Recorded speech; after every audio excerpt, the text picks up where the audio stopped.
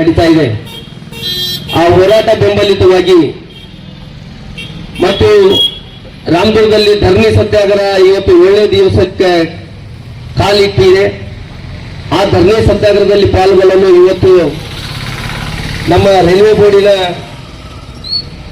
ಸದಸ್ಯರಾದಂತಹ ಸಿದ್ದನಗೌಡ ಪಾಟೀಲರು ಹಾಗೂ ಈ ತಾಲೂಕಾ ಬಿಜೆಪಿಯ ಅಧ್ಯಕ್ಷರು ಕೆ.ವಿ. ಪಾಟೀಲರು ಹಾಗೂ ಅವರ ಪಕ್ಷದ ಎಲ್ಲ ಮುಖಂಡರು ಮತ್ತು ಕಾರ್ಯಕರ್ತರು ಅವರು ಇಲ್ಲಿ ಈ ಸತ್ಯಾಗ್ರಹ ಬೆಂಬಲಿಸಿ ಹಾಗೂ ಈ ಸತ್ಯಾಗ್ರಹವನ್ನು ಇವತ್ತಿಗೆ ನೀವು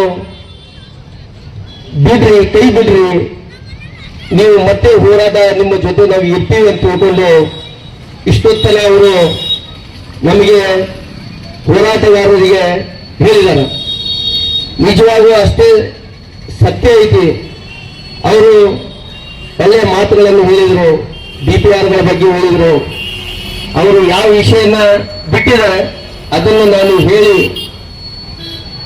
ಅವರು ಸಂಸದರ ಮೇಲೆ ಮತ್ತು ರಾಜ್ಯ ಸಚಿವರ ಮೇಲೆ ನಾವು ಎಷ್ಟು ಭರವಸೆ ಇಟ್ಟು ನಾವು ಈ ಹೋರಾಟವನ್ನು ಮಾಡಾಗುತ್ತೀವಿ, ಅಷ್ಟೇ ಭರವಸೆ ನಾವು ಸಿದ್ದನಗೌಡರ ಮೇಲೇನೂ ಇಡ್ತೀವಿ ಅಂತ ತಿಳ್ಕೊಂಡು ಈ ವೇದಿಕೆ ಮುಖಾಂತರ ನಾನು ಹೇಳ್ತೇನೆ.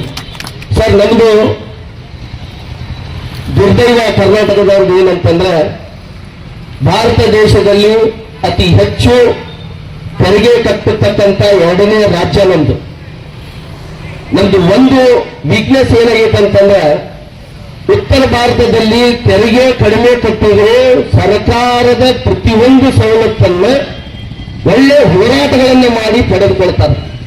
ನಮ್ಮಲ್ಲಿ ಹೋರಾಟದ ಕೊರತೆಗಳು ಇರುವುದರಿಂದ ಮತ್ತು ಈ ಯೋಜನೆಗಳು ದೊಡ್ಡ ಪ್ರಮಾಣದಲ್ಲಿ ಇರುವುದರಿಂದ, ಅಂದ್ರೆ ಏನು 100 ಕೋಟಿ 200 ಕೋಟಿ 500 ಕೋಟಿ ಯೋಜನೆಗಳಲ್ಲ. ಈಗ ಒಂದು ಉದಾಹರಣೆ ಹೇಳಿದ್ರು ಸಿದ್ದನಗೌಡರು, ಬೆಳಗಾವಿ ಟು ಧಾರವಾಡ ಮಾರ್ಗ ಬರೀ 47 ಎಕರೆ ಅಲ್ಲ ಸರ್, 47 ಎಕರೆ ಅಕ್ವಿಜೇಷನ್ ಆಗಾಕ 2 ವರ್ಷ ಕಾಲ ಬೇಕಾಗುತ್ತೆ.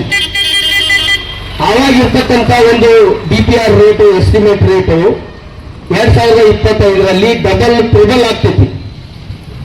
ಆ 47 ಎಕರೆ ಭೂಮಿಯವರಿಗೆ ಇವತ್ತು ಸರ್ಕಾರ ಕೂಡ ಎಷ್ಟು ರೊಕ್ಕ ಕೊಡಾಗತ್ತೈತಿ, ಆವಾಗ ಅಷ್ಟು ರೊಕ್ಕ ಕೊಟ್ಟಿಲ್ಲ ಈ ಯೋಜನೆಗಳು ಕೂಡ ಬಹಳ ಕಡಿಮೆ ವೆಚ್ಚದಲ್ಲಿ ಆಗ್ತಿತ್ತು. ಇಲ್ಲಿ ಸರ್ಕಾರಗಳು ಎರವಾಗುತ್ತವೆ ಮತ್ತು ನಾವು ಹೋರಾಟಗಳನ್ನು ಸರಿಯಾಗಿ ಮಾಡ್ತಾ ಇಲ್ಲ. ಅದಕ್ಕಾಗಿ ಈ ಸಾರಿ ನಾವು ಸರ್ ನಿರ್ಣಯ ಮಾಡಿಬಿಟ್ಟಿವಿ. ನೀವು ಬಂದಿರಿ, ನಿಮ್ಮ ಮೇಲೆ ವಿಶ್ವಾಸ ಐತಿ, ನೀವು ಏನು ಹೇಳ್ತೀರಿ ನಾವು ಇವತ್ತು ಕೇಳಕ್ಕೆ ತಯಾರಿದ್ದೀವಿ. ಅದರಲ್ಲಿ ಈಗ 2 ಮಾತಿಲ್ಲ. ನೀವು ಇವತ್ತು ನಮಗೇನು ಹೇಳ್ತೀರಿ, ನಾಳೆ ಅದೇ ನಾವು ಹೋಗಿ ನಮ್ಮ ರಾಜ್ಯಾಧ್ಯಕ್ಷರಿಗೆ ನೀವು ಹೇಳ್ತೀನಿ ಅಂತಂದ್ರೆ ಸಂಪೂರ್ಣವಾಗಿ ನಾವು ಇವತ್ತು ನಿಮ್ಮ ಮಾತನ್ನು ಕೇಳಕ್ಕೆ ತಯಾರಿದ್ದೀವಿ. ಈ ಲೋಕಾಪುರ್, ರಾಮದುರ್ಗ, ಶಬರಿಕೊಳ್ಳ, ಸಿರ್ಸಂಗಿ, ಕಾಳಮ್ಮ ದೇವಸ್ಥಾನ, ಯಲ್ಲಮ್ಮ ದೇವಸ್ಥಾನವಾಗಿ ಸೇರ್ತಕ್ಕಂಥ ಧಾರವಾಡ ಮಾರ್ಗ ಏನೈತಿ, ಭಾರತ ದೇಶದಲ್ಲಿ